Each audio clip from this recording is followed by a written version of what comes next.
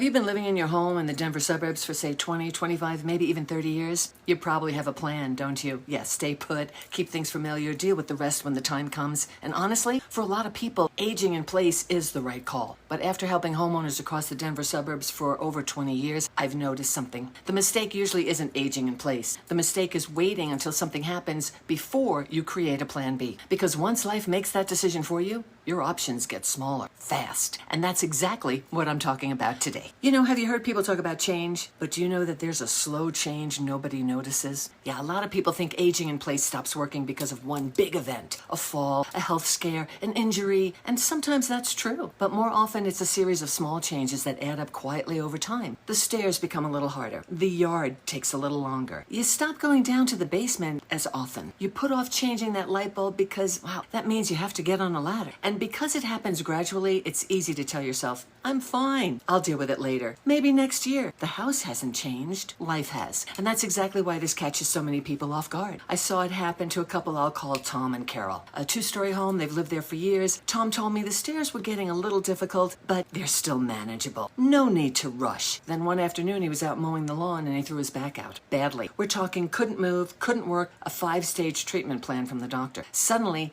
nothing is manageable. Tom didn't change his mind about the house. His body changed the conversation for him. And that's exactly what a plan B is designed to prevent. Not the injury, not the aging, but the moment where your options get decided for you instead of by you. And that brings me to what I think is the biggest mistake I see. And honestly, almost nobody's talking about this. But before we go there, you know, I'm just curious. What's becoming harder around your home right now than it was, say, 5 years ago? Is it the stairs, the yard, maintenance, or maybe nothing yet? And that's worth knowing too. Drop it in the comments. I read every single one. Okay, so the biggest mistake I see, most people have a plan A. Stay in the house, keep things familiar, handle things as they come up. What they don't have is a plan B. And when plan A is your only plan, life has a way of making the next decision for you. Here's a pattern I see more than you might think. Someone is living in their home. Things are getting a little harder to manage. And they know in the back of their mind that a move might eventually make sense. But they're not ready yet. So the plan is just wait.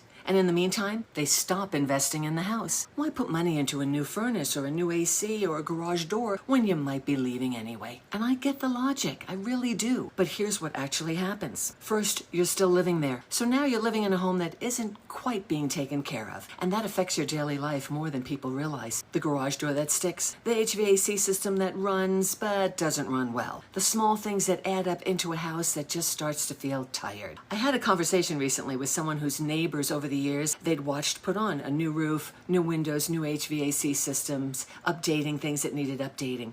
And she looked around one day at her and her husband's house and realized theirs was the only home on the street that still looked exactly the same as it did 25 years ago. Buyers notice that. And second, when life does make the decision for you, whether that's a health event, a fall, an injury, now you're trying to sell a house that needs work in a market where buyers expect everything to function well. Some homeowners are still operating under a buyer beware mentality that hasn't existed in real estate for the last 50 years. Today's buyers have inspections. They have options. They will ask for repairs or they will walk. And the deferred maintenance that felt manageable? Well, in 2026, it isn't a small number anymore. I was just at a party this past weekend and someone mentioned that their AC replacement came in at $13,000. That's one item. So now you're selling under pressure with deferred maintenance in a market where buyers have leverage at exactly the moment when you have the least amount of bandwidth to deal with any of it. That's what happens when plan A is your only plan. And underneath all of it, almost every time is one thing. You want to be the one making this decision. Not your kids, not your health event, not a house that's falling behind. You. And that's the goal. And it's completely valid. But here's what I've learned after more than 20 years working with homeowners in the Denver suburbs. The people who stay in control of that decision almost always did one thing differently. They built a plan B before they needed it. Not because they were ready to move, but because they wanted to have a choice. So what does that actually look like? Staying in control of that decision. That's where your plan B comes in. What does a plan B actually look like? Well, it doesn't mean you're moving right now. It doesn't mean you're downsizing right now. It doesn't mean you're ready to do anything right now. It simply means you've thought about it before life forces you to. You know what your options are. You know what your home is worth in today's market. You know what the next chapter could look like on your terms and on your timeline. That's it. That's the whole plan. And the people I've worked with who've had that conversation early, even just started asking the right questions, they almost always ended up with more choices, more confidence, and a lot less stress when the time came. And if you're not sure where to start, I put together a free guide, questions to ask before you move. And it's a good first step. No commitment, no pressure,